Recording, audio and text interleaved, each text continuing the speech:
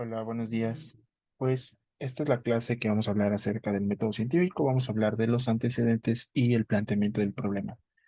Rápidamente, el método científico va a ser este procedimiento intelectual, metodológico, material y o experimental, mediante la cual nosotros vamos a tratar de comprender y explicar algunos de los fenómenos que existen. Esta comprensión y este análisis lo vamos a hacer a partir de una investigación. Esta investigación se va a construir con base según el enfoque y el objetivo que se tenga contemplado. Los resultados que nos den el método científico son resultados válidos contextualmente. Es decir, si una comunidad científica dice esto es válido, entonces se considera como un conocimiento válido. El objetivo del método científico es construir más conocimiento. Entonces, nosotros tenemos que entender que en este proceso de generación del conocimiento, no va a haber una verdad absoluta, sino verdades contextuales. ¿A qué me refiero? Las verdades contextuales hablamos que el conocimiento que nosotros obtengamos o el conocimiento que nosotros adquiramos dependerá mucho de la situación tecnocientífica que nosotros tengamos en ese entonces. Las herramientas que se tenían hace 100 años no son las mismas herramientas que se tienen hoy, por ejemplo.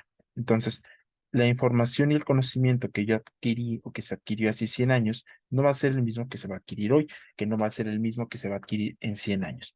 Por lo que es importante entender que ese conocimiento va a ser verdadero hasta que pueda ser refutado y todo conocimiento es propenso a ser refutado. Es como parte de la ciencia. Entonces, siempre que nosotros hablemos de un método científico, hablamos de este procedimiento o esta serie de pasos para que nosotros entendamos, comprendamos, analicemos y generemos resultados que van a ser validados por una comunidad científica, pero son resultados y verdades o conocimientos contextuales. Entonces, es claro que el método científico jamás va a tener la verdad absoluta. Entonces, habíamos hablado un poco acerca de que según la investigación que vas a desarrollar, hay una clasificación que puede ser el método científico teórico o el método científico empírico. El método científico teórico hablamos de un procedimiento en el cual nosotros vamos a entender la evolución y el desarrollo histórico de nuestro objeto de estudio. ¿Cuál va a ser este? Dependiendo de nosotros lo que queramos evaluar. Si queremos evaluar cómo ha ido cambiando la percepción de cómo tenemos esta cefalización, y no solo de la cefalización, sino también cómo se da la organización del sistema nervioso. Históricamente vamos a ver que hace 100 años, hace 200 años, no se tenía quizá ni duda, hace 300 años, 500 años, no se sabía que existía un sistema nervioso. Actualmente sabemos la profundidad y la especialización que tiene y cuáles son las conformaciones de esas, de, de las neuronas, por ejemplo. Hablemos de la microglía, de los astrocitos. Hace 50 años se creían, bueno, hace 40, 30 años se creían que solo eran células y neuronas que daban apoyo a perdón, células que daban apoyo a las neuronas. Sin embargo, actualmente sabemos que esto no es así, que ya también tienen otras funciones más que soporte. Entonces, el conocimiento va cambiando y eso es lo que hace el método teórico histórico. Nosotros vemos cómo va cambiando este conocimiento. En el lógico se hace una reproducción del fenómeno contextualmente en las leyes que se encuentran inmersos. ¿A qué me refiero? Si nosotros ahorita quisiéramos analizar todo bajo la genética de Mendel, no podríamos hacerlo, porque hay muchos fenómenos que no siguen la genética que nos había propuesto Mendel. Pero sí, pero Mendel en su momento pudo describir muchas cuestiones genéticas gracias a las leyes que él propuso a partir de los experimentos de los chícharos. En este, lo que intenta es reproducir tu fenómeno, pero contextualmente hablando, y con las leyes que se tienen inmersas en ese momento. Este método se utiliza más en matemáticas cuando quieres hacer la demostración de teoremas o la demostración de ciertas leyes matemáticas, silogismos o falacias incluso dentro de la filosofía. Luego, el que utilizamos nosotros como científicos, o más bien el que utilizamos en el área de la ciencia, es el método empírico. En este vamos a tener tres, que es el de observación científica, el método de la numeración y el método experimental. En el método de la observación científica debe haber un objetivo que esté orientado, o sea, más bien, que la investigación esté orientada hacia un objetivo, lo que se le conoce como consciente. Debe ser planificado, es decir, con base en los objetivos que tú estableciste, entonces puedes ver cuáles son los métodos que tú vas a implementar y debe ser objetivo. Quiere decir que no puedes apoyarla en tus juicios subjetivos, sino juicios de valor científico, de rigurosidad científica. Entonces, no podemos apoyarnos en estos juicios de valor, pero sí en juicios de realidad. Generalmente con este nosotros observamos el fenómeno ya sea in situ, es decir, el lugar donde se está produciendo y tratamos de describir ese fenómeno. En el método de la numeración, al fenómeno que nosotros vayamos a estudiar, nosotros le vamos a asignar valores a lo que se le conoce como variables dentro de nuestro fenómeno. Estos valores que yo asigno posteriormente las tengo que comparar y analizar de manera estadística y las tengo que representar de esta misma manera. Si yo no las represento de esta manera, difícilmente puedo establecer en resultados subsecuentes. Entonces, es importante que siempre haya bueno, que se siga este método. Y también está algo que se conoce como el método experimental. En el método experimental, yo veo mi fenómeno y lo voy a aislar en condiciones de laboratorio y voy a evaluar las características que desprendan en estas condiciones de laboratorio. Ahora bien, para estos tres casos, no quiere decir que solo haga un método o que emplee un método científico para la observación, el método científico para la numeración y el método científico para el método experimental. No, en una investigación se pueden incluir estos tres elementos. Al incluir nosotros estos tres elementos, tenemos la idea de que la investigación va a ser mejor construida y va a estar mucho mejor establecida. Entonces, el método empírico, muchas veces nos han dicho que el empirismo se basa en la experiencia y, como lo veíamos aquí, no podemos basarnos en juicios de valor, sino en juicios de realidad. Entonces, si yo lo baso conforme a la experiencia, ¿cómo el método empírico va a generar conocimiento científico? Muy sencillo. El conocimiento y el método son dos cosas diferentes. El primero está en una categoría noseológica. Noseológica es una rama de la filosofía que se dedica a entender y comprender el conocimiento. De hecho, existe una rama que es la epistemología, trata de describir los diferentes tipos de conocimiento y la importancia de estos conocimientos. Y la otra es una categoría metodológica. El método científico nos va a indicar cuál es la serie de pasos para que nosotros obtengamos este conocimiento. En ese sentido, es importante que nosotros entendamos que el método científico nos va a generar, bueno, que los diferentes métodos nos van a generar diferentes tipos de conocimiento. El método empírico nos va a generar conocimiento con base en los procesos que hemos realizado, que sí tienen que ver la experiencia, sí, porque muchas de las ciencias se dan cuenta, a pesar de que sea riguroso, va a haber ensayo y error. La experiencia más bien, o el conocimiento empírico, se basa más bien en la generación de un conocimiento a partir de un ensayo y error, en el sentido estricto de una vida cotidiana. Es decir, no hay una metodología tan rigurosa como lo habría en una investigación con el método científico. El ejemplo más común, si tú comes unas bayas y te enfermas, no vas a volver a comer esas bayas y puedes transmitir ese conocimiento. Esa transmisión es lo que se le conoce como cultura. Sin embargo, si tú haces una investigación, no vas a ir y directamente comer las bayas o darle las bayas a tu unidad experimental o unidad de análisis. Tienes que hacer un proceso metodológico desde la búsqueda de antecedentes, desde la planeación de una pregunta de investigación, etcétera, etcétera. Y a partir de eso vas a generar diferentes grupos para demostrar que esa baya efectivamente puede ser buena o puede ser mala. Entonces, son las dos grandes diferencias entre el conocimiento empírico y cómo el método empírico genera conocimiento científico. Entonces, para que nosotros podamos implementar el método científico, conocer un problema. Contextualmente hablando, la ciencia está envuelta en grandes problemas de tipo que hay mucho conocimiento. No se ha descubierto todo el conocimiento y constantemente se va encontrando conocimiento nuevo. Hay investigaciones tan grandes que a veces no toman preguntas que son parsimoniosas o más simples, entre comillas, y esta simplicidad hace que la investigación sea mucho más grande de lo que nosotros especularíamos. Por lo cual, nosotros una vez que observemos el fenómeno, de ese fenómeno lo tenemos que descomponer a su parte mínima, que es lo que ustedes quieren responder. Posteriormente van a hacer una búsqueda de toda la información que hay a nuestra disposición y vamos a elaborar una hipótesis, que es una posible respuesta, una posible explicación que sea comprobable de por qué está sucediendo ese fenómeno o ese problema. Posteriormente vamos a generar un diseño metodológico que nos permita y sugiera esta relación o que nos ayude a comprobar esta relación de causa. Porque si el rayo cae en el árbol se extiende, porque tenemos que ver teóricamente que existe, pero también lo podemos hacer demostrar de manera experimental o con alguno de los métodos que lo describimos previamente. Y al final nosotros vamos a obtener resultados. Esos resultados a nosotros nos van a indicar si es viable o no es viable, si se cumple la hipótesis o no, si hay esta relación de causa-efecto, o sin embargo, si no lo es, que también es igual de válido. Entonces, para hacer el método científico, nosotros tenemos que utilizar esta esquemita que nos va a ayudar. Obviamente, esto siempre está como por correcciones. Tenemos que realizar la pregunta. Aquí ya observamos nosotros el fenómeno, podemos poner la observación, realizamos la pregunta, investigamos la información que hay. Y ojo, no siempre te tienes que quedar con la misma pregunta. Si ya realizaste una investigación y ya te diste cuenta que ya la respondieron, vuelve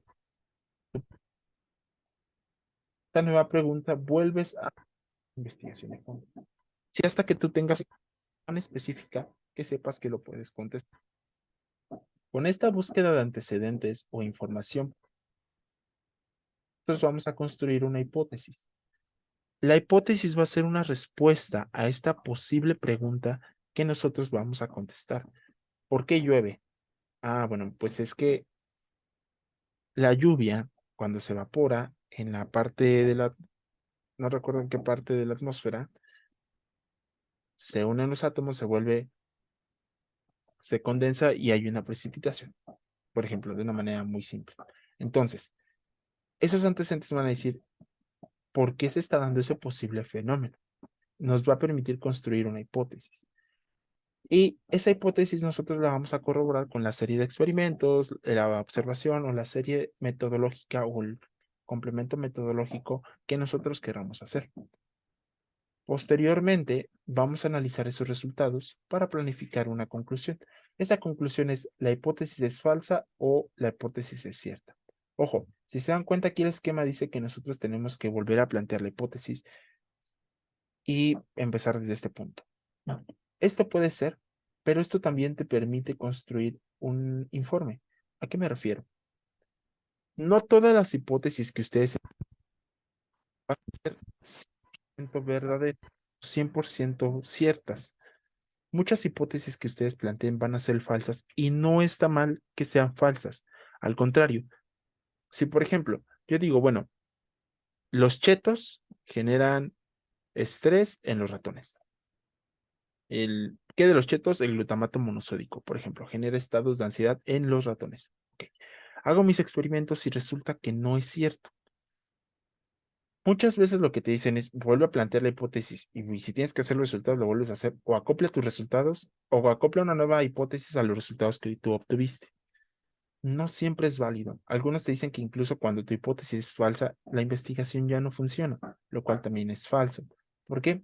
Porque el hecho de que tú descubras que el glutamato monosódico no genera ansiedad en los ratones, pero tú ves que los ratones después de comer los chetos, ansiedad, puedes publicarlo. El glutamato monosódico no genera ansiedad. Y a otro investigador puede decirle, ok, si el glutamato monosódico, que es este sabor saladito que sentimos en las papas, no genera ansiedad, debe haber algo más. Pero él ya tiene este resultado, este informe, como antecedentes, ¿de acuerdo? Si ustedes aquí hubieran cancelado su investigación, él no tendría resultados y tendría que volver a empezar desde la parte de glutamato monosódico. O en su caso, igual puede corroborar su hipótesis y diga, bueno, es que ellos lo hicieron de esta manera, a lo mejor no genera ansiedad porque la alimentación se la dan en el día y los animales son nocturnos. Todo, como les dije hace un momento, está propenso a ser cuestionado. Y eso es una de las partes más interesantes de la ciencia. Las hipótesis verdaderas y las hipótesis falsas también forman parte del conocimiento y también son ciencia.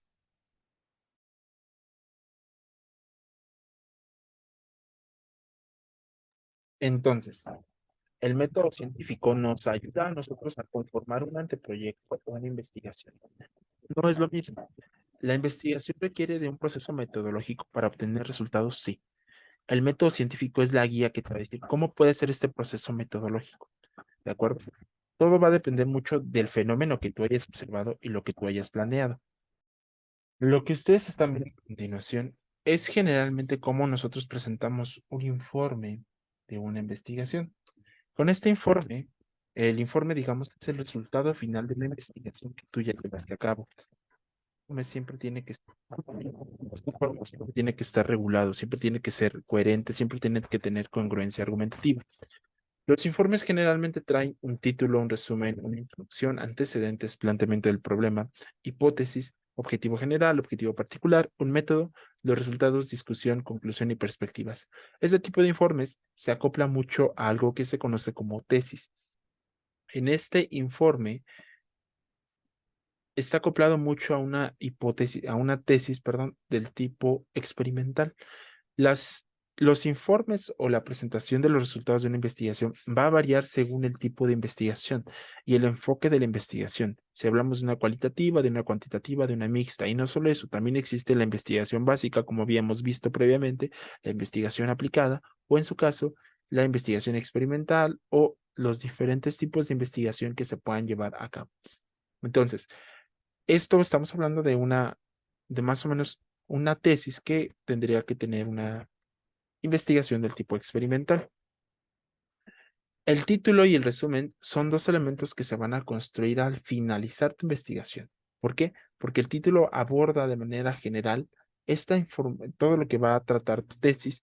El resumen igual te sintetiza toda la información en una cuartilla o en un número delimitado de palabras de qué está tratando, qué obtuviste, qué información previa había.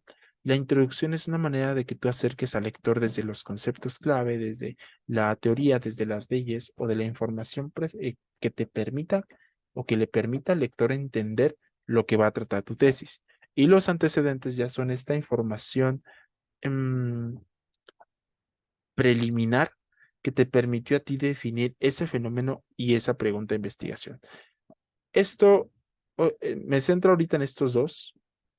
Y bueno, el planteamiento del problema es cuál es el fenómeno que tú observaste y por qué observaste ese fenómeno. Me voy a centrar en estos dos porque nosotros tenemos que construir un proyecto de investigación basado en el método científico. Ustedes ya observaron un fenómeno. Este fenómeno va a ser el proyecto que van a desarrollar. Ya vimos un poco de las unidades experimentales que podrían trabajar. Eso está perfecto. Entraría como la parte de antecedentes. Pero también tienen que ver qué van a desarrollar y cómo lo van a desarrollar. Pero para que vean eso, que es un método, necesitamos primero establecer qué quiero saber.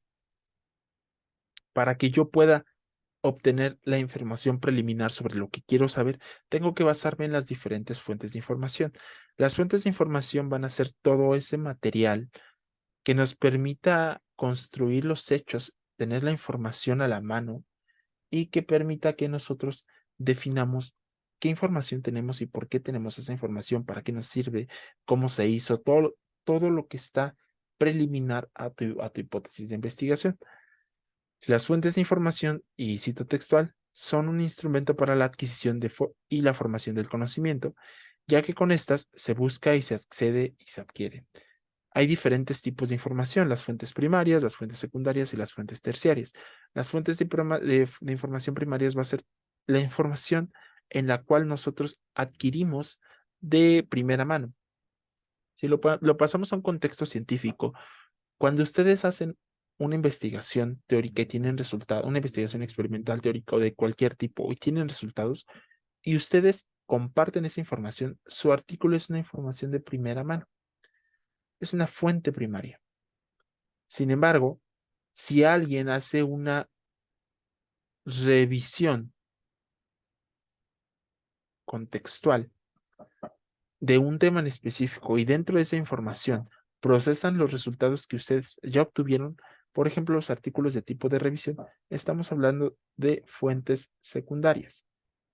Ahora, dentro de las fuentes primarias también entrarían ustedes como investigadoras.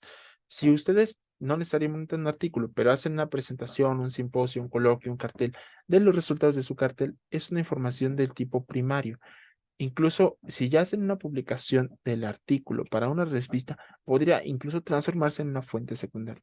Llega a ser complejo porque no hay un límite que te diga cuándo es primaria y cuándo es secundaria, pero sí tener en cuenta que la primaria es cuando hablamos de la información de primera mano y la secundaria es cuando esta información de primera mano o esta información de la fuente primaria ya fue procesada para darle una interpretación diferente. Las fuentes terciarias casi no se emplean o casi no son conocidas y son fuentes o medios que nos permiten encontrar datos o información en torno a la idea general. En este caso hablamos de el glutamato y los ratones, por ejemplo. En este caso, el glutamato y los roedores. Y las fuentes terciarias ya es cuando estamos hablando de glutamato en animales de experimentación, por ejemplo. Incluso el grado de especificidad, se dan cuenta, va aumentando. Cambia mucho. Les estoy dando un ejemplo muy general, sí. ¿Por qué? Porque las fuentes cambian en el sentido, bueno, el tema de las fuentes cambian en el sentido de qué tan especializada es la investigación que estás desarrollando.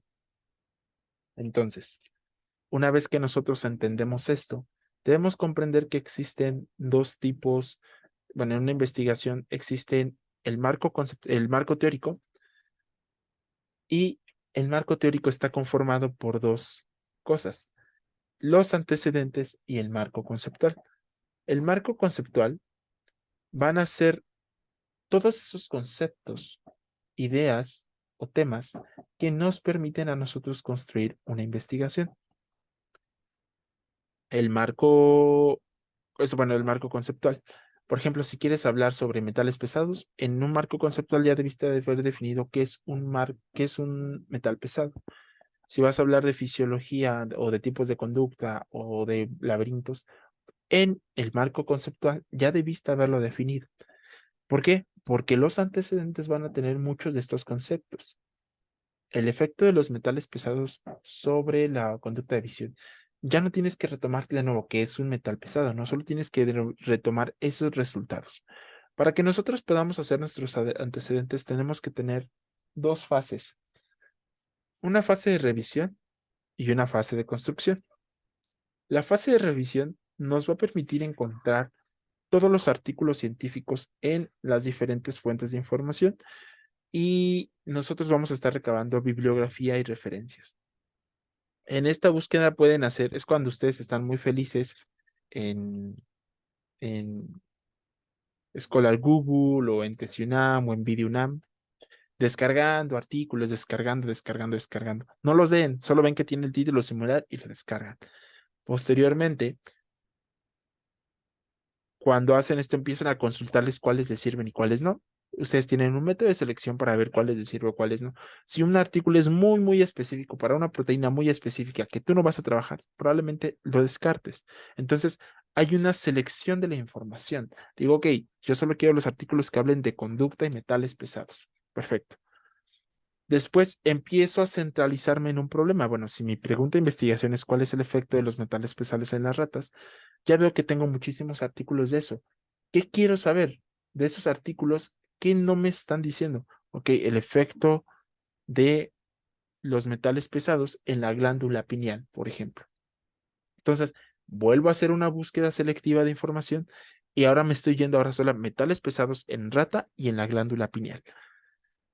Eso me va a permitir buscar teorías con evidencia empírica científica que me permitan aplicar y reconstruir este planteamiento del problema. Ojo, a medida que tú haces este proceso de centrarte en el problema, buscar información, centrarte en el problema, puedes hacerlo muchísimas veces. Y puede ser que de los primeros 300 artículos que descargaste solo te sirva uno y después haces una segunda búsqueda y vuelvas a buscar otros 300 artículos y solo te sirvan dos y luego vuelves a hacer otra búsqueda y solo te sirvan tres, ya tienes tú 6 artículos. Y esos 6 artículos son fundamentales. Entonces, este proceso de búsqueda de artículos y de especificación del problema siempre lo vamos a tener en cuenta.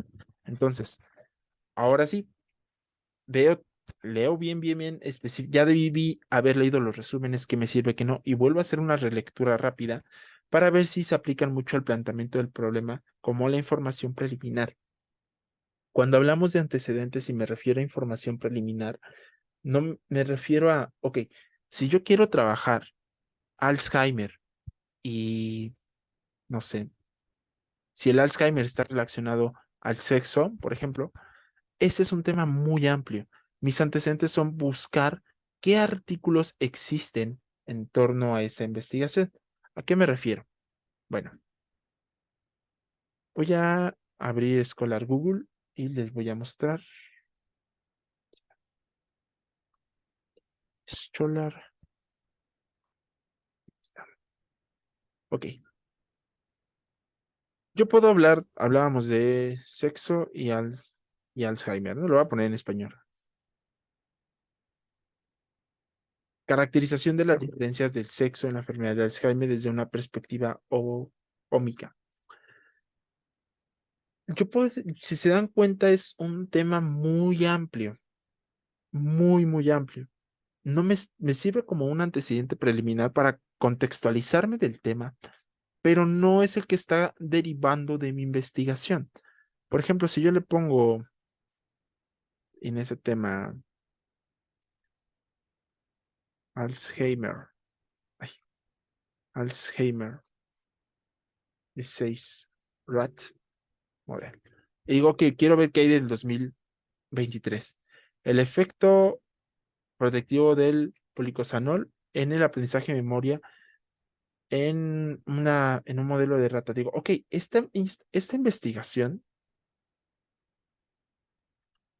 ok, me cuesta $39. Pero bueno, esta investigación me está dando un resultado. ¿Qué resultado me está dando? Ellos sugieren que este elemento, que es el policosanol,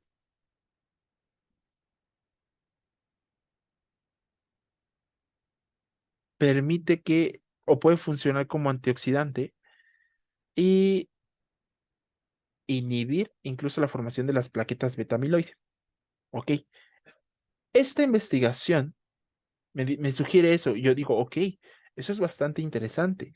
Ahora, quiero saber más, por ejemplo, cuáles son las implicaciones si yo aplico esto incluso antes de que haya una presencia de Alzheimer. ¿Disminuirá las plaquetas beta amiloide? Si se dan cuenta, este artículo no lo he leído, fue lo primero que encontré, pero ya me está diciendo cuál es el siguiente paso de la investigación. A eso me refiero con los antecedentes, ¿de acuerdo? En ese sentido, les quiero presentar otro artículo, déjenme encontrarlo. De ese artículo, que me pueda servir a mí como antecedente para construir y obtener una investigación. ¿Por qué? Porque si yo no tengo antecedentes, difícilmente puedo saber hacia dónde va mi investigación. Tengo que ver qué información hay, cómo se construyó y qué resultados puedo yo obtener. Entonces, el artículo que les voy a mostrar,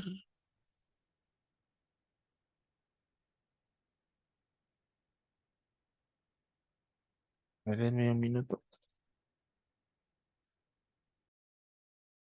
Ok, ahora les estoy presentando un artículo que fue mi antecedente para mi tesis. Yo trabajé el efecto de la administración prenatal de cadmio sobre la fisiología y conducta de la rata. Me centré particularmente en ritmos biológicos y me centré particularmente en las conductas como percepción visual. ¿Por qué? Porque yo aquí construí, este es uno de mis antecedentes más fuertes, efecto del cadmio en los fotorreceptores y células ganglionares de la retina en ratones, en embriones de ratones, en fetos de ratones. Entonces, embriones, perdón. Entonces, ellos lo que obtuvieron es que cuando administraban cloruro de cadmio a mayores concentraciones, había una generación apoptótica, aquí están, como lo están viendo, apoptótica de las células ganglionares de la retina. En la, déjenme hacerles un dibujo. Cuando nosotros tenemos la retina, nosotros tenemos los fotorreceptores, tenemos las células bipolares, que no son células bipolares, de manera muy general. y luego estos tienen conexiones con las células ganglionares y de aquí salen los axones que conforman el nervio óptico, ¿de acuerdo? Es decir, que las células ganglionares son las que están recibiendo toda esta información, ¿de acuerdo? Toda la información que viene desde los conos y bastones, que pasa por las células bipolares, que pasa por las células, por los diferentes tipos celulares que tenemos a lo largo de la retina. Entonces, si yo corto esto, la señal que va aquí se pierde, aquí queda detenida. Entonces, ¿cuál es el efecto que va a existir en los roedores?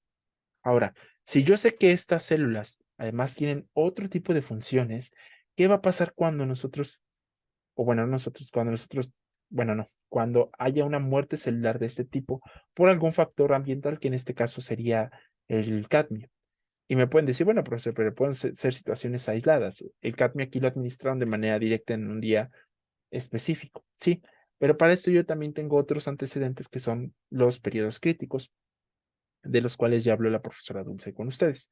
Entonces, en ese sentido, este artículo me está funcionando como antecedente para mi siguiente investigación. Si se dan cuenta, ya planteé una pregunta. ¿Cuál es el efecto que tendrá a consecuencia de esto? ¿Y qué efecto el efecto conductual, por ejemplo, en la visión?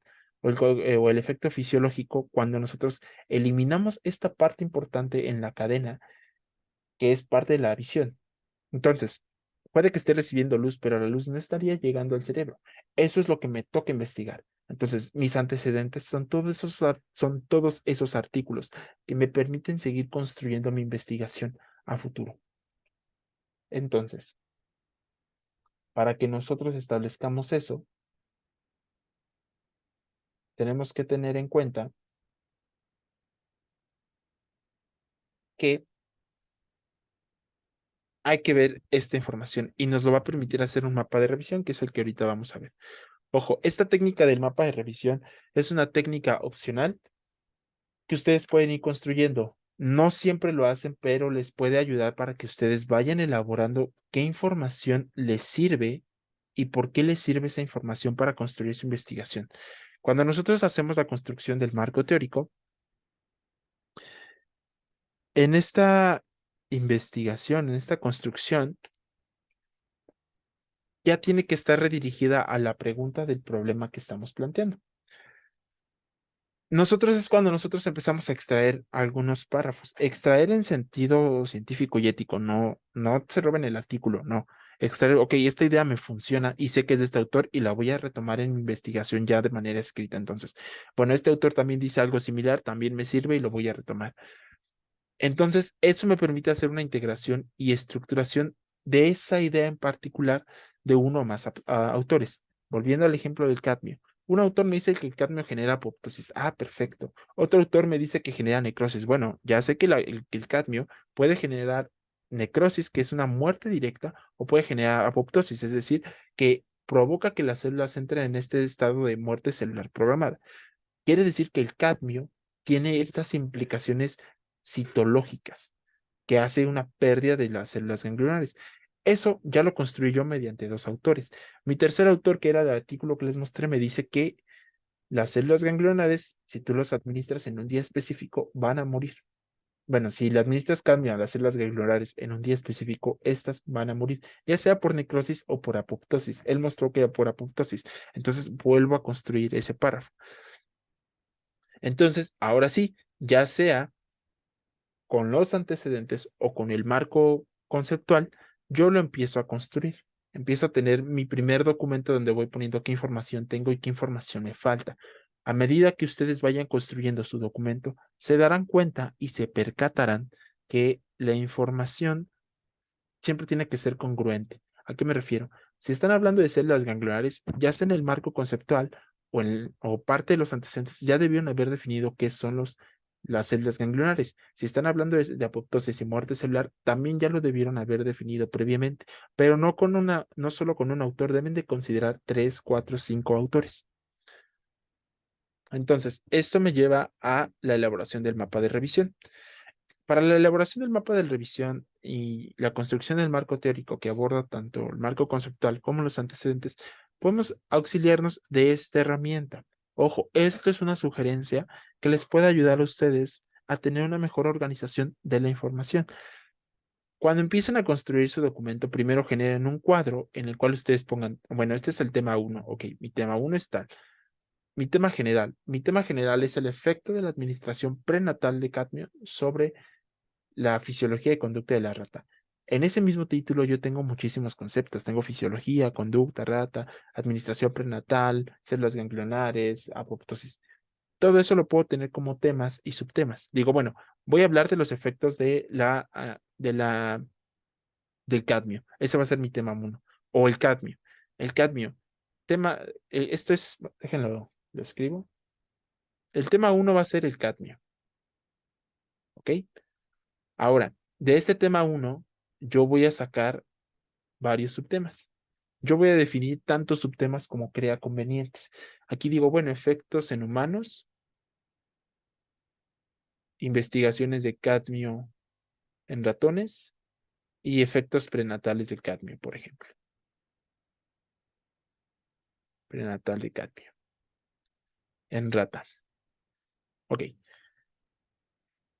Esto lo puedo construir yo a partir de, aquí lo tengo de dos referencias diferentes, pero también puede ser de cuatro, cinco, seis, según el número de referencias que ustedes hayan encontrado. Muchas veces se da como un vicio y lo he visto con muchos estudiantes que lo que hacen es leen un artículo, sacan la información de ese artículo y como para que se vea mejor sustentado el siguiente párrafo y que digan que leyó mucho, el siguiente párrafo buscan otro autor de otra fuente completamente diferente y al final tienen como 345 o 3345 referencias. No está mal, pero al final estás haciendo una extracción no contextual. Me refiero, probablemente el investigador dijo una cosa y tú lo interpretaste de una manera completamente diferente. Por eso, y esto es importante que ustedes lo retomen y lo tengan en cuenta en sus antecedentes, todos los párrafos tienen que ir citados y las citas tienen que ser de al menos dos o tres autores diferentes. Mientras más autores tenga su párrafo, habla de que es un párrafo que va a estar mucho más consolidado y un párrafo que va a estar mucho más sustentado. Entonces, una vez que ustedes en la anterior, como lo veíamos en la anterior, ya descargaron su artículo, ya seleccionaron la información y las referencias que van a ocupar, ocúpenlas. Para el subtema uno pueden ocupar 2, 3, 5, 7, 15 referencias. Para el subtema 2 igual 2, 3, 4, 5, 6, 15, 30 referencias. Y esas 2, 3, 4, 15 referencias van a ser referencias que les van o que van a seguir utilizando.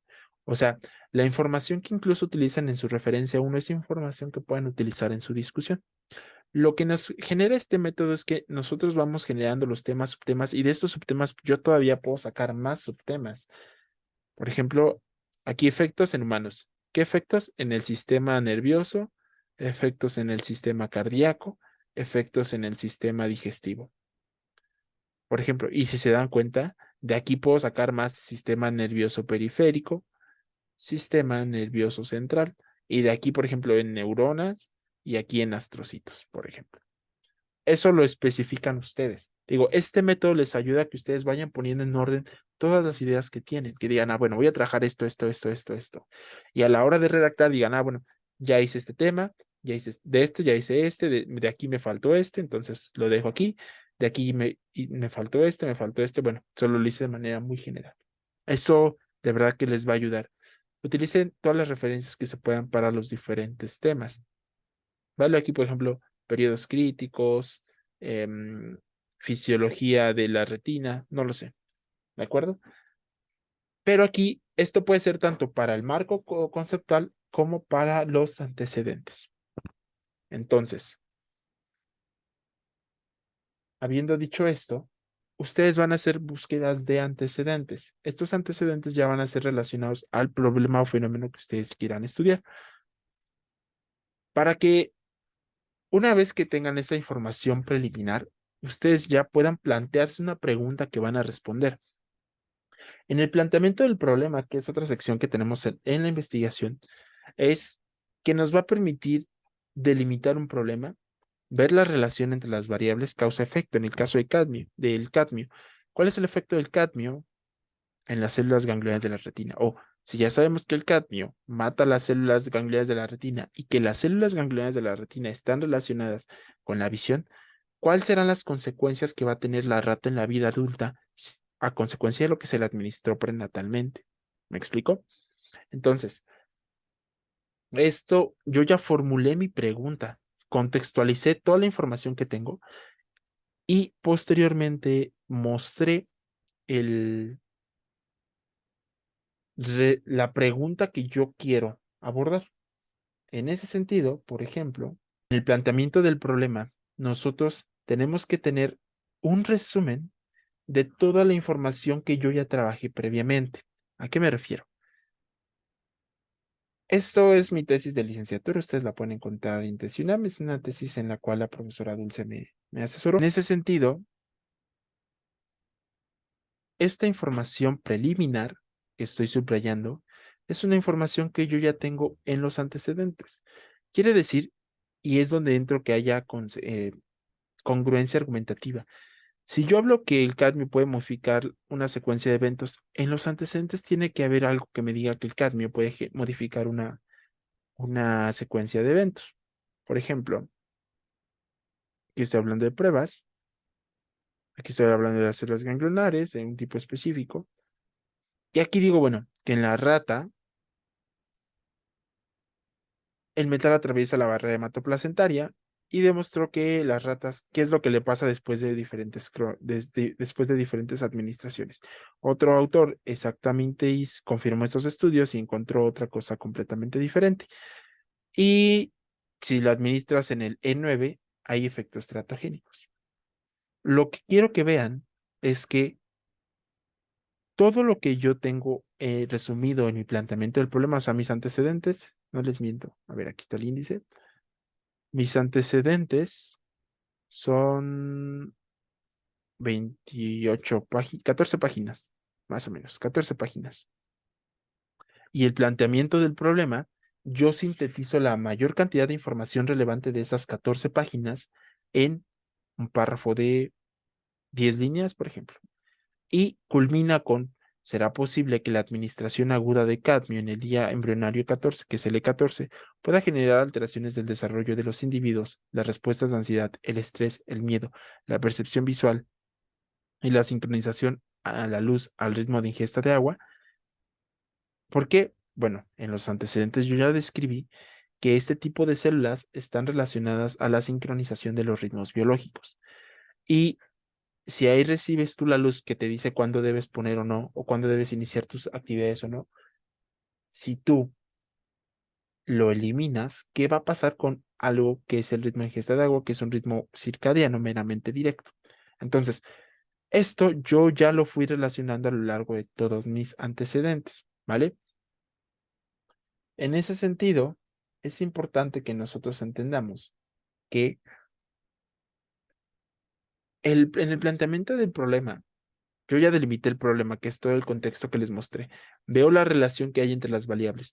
Formulo una pregunta y debe ser algo que ustedes puedan medir, observar y que les permita construir un método que tengan los medios suficientes para medirlo y observarlo, valga la redundancia. Algunos autores, como es el caso de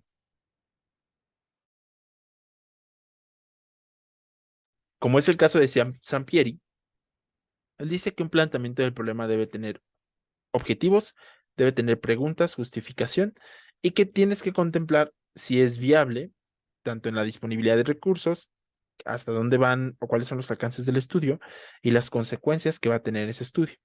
También que nos digan cuál es la deficiencia en el conocimiento del problema que orientan a ese estudio. No, bueno, no hay estudios preliminares que te permitan construir esto. ¿Qué es lo que se conoce como estado de conocimiento y cuáles son las nuevas perspectivas que vas a abordar desde tu problema? ¿Por qué?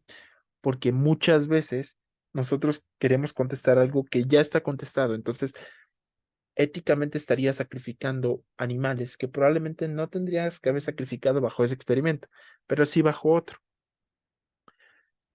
En, en un contexto general, Sampieri dice que el planteamiento del problema va desde los objetivos, la pregunta de investigación, la justificación, la viabilidad, las deficiencias.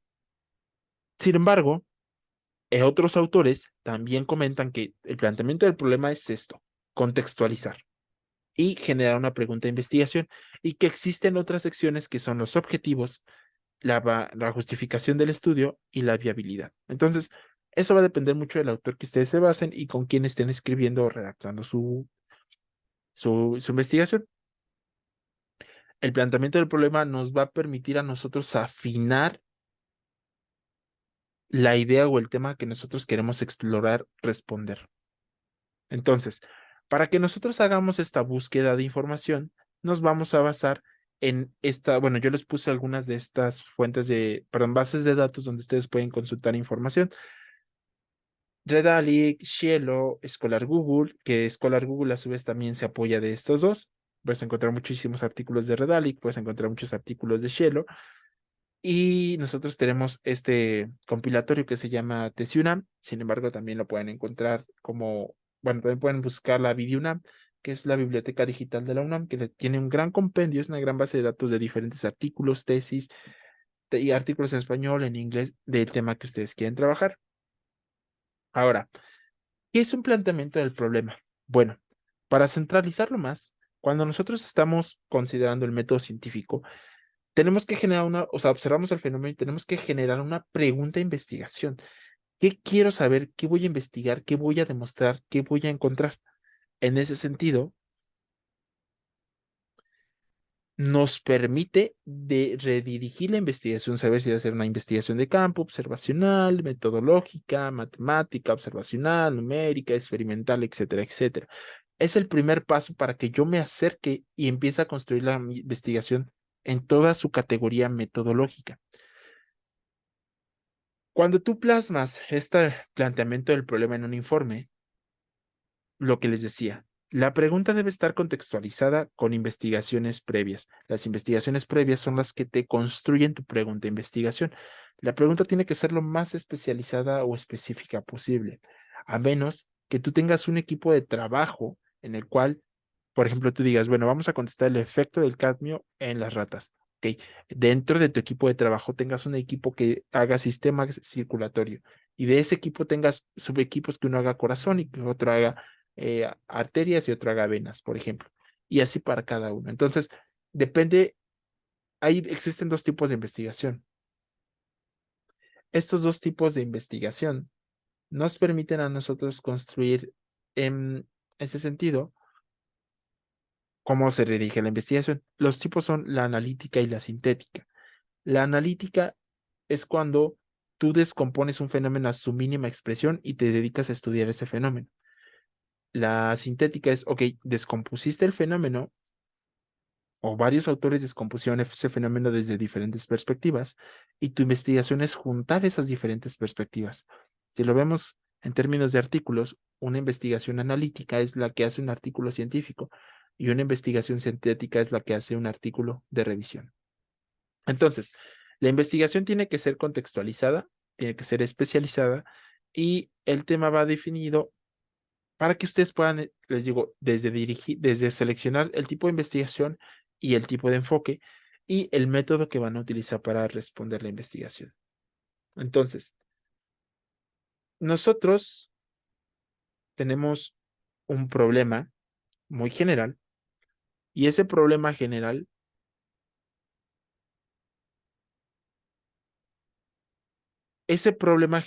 lo vamos a relacionar entre variables, dos o más variables según las que vayas a analizar. Lo tienes que sintetizar y expresar de manera clara, manera que sepas cuál es el enfoque o hacia dónde se está redirigiendo tu investigación. Después de eso, lo que vas a hacer es establecer una pregunta de investigación. No tiene que ser una pregunta ambigua. ¿Por qué? Porque existen muchísimas implicaciones que vas a tener en torno a esa respuesta. Entonces, es importante que ustedes consideren, ya tienen un fenómeno, ya estudiaron, van a hacer un proyecto de investigación teórico. ¿Cuál es el fenómeno que van a estudiar? Bueno, eso lo van a definir ustedes.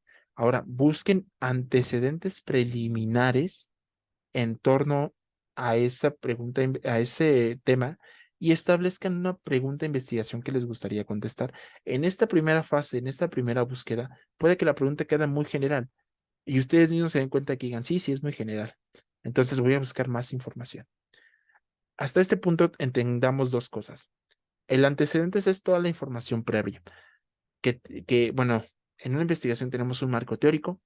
El marco teórico se construye mediante marco conceptual y los antecedentes. Los antecedentes van a ser todas esas investigaciones previas que nos permiten observar de mejor manera el fenómeno que ya hemos planteado y establecer un planteamiento del problema. El planteamiento del problema es un problema contextualizado con base a la información que nos dejaron los artículos anteriores. Y no es que los artículos anteriores carezcan de información en un sentido que no lo hicieron bien, no. Más bien que ellos se enfocaron a otra cosa y dejaron algunos vacíos porque ese no era su foco, ese es el foco de otro investigador. Entonces, ustedes juntan esos vacíos y van a establecer esa nueva respuesta, ¿de acuerdo? Sin embargo, tiene que ser algo que ustedes puedan medir, ustedes puedan encontrar los métodos para medir que sea viable.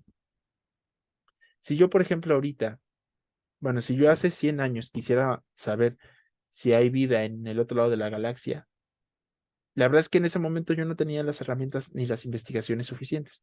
Hoy puedo suponer que probablemente exista vida con base en los conocimientos que tengo y con base en la información que tengo, pero probablemente todavía me falta herramientas para sustentarlo. Puedo decir un modelo teórico, una investigación lógica. Bajo estos estatutos de vida, sí podría existir vida en otras galaxias. Ahora que yo lo demuestre, todavía no tengo naves que viajen a la velocidad de la luz, en el cual yo no muera, para demostrar que efectivamente hay vida. Entonces, los planteamientos tienen que ser sintéticos y tienen que tener la información que se considera viable y que se pueda responder.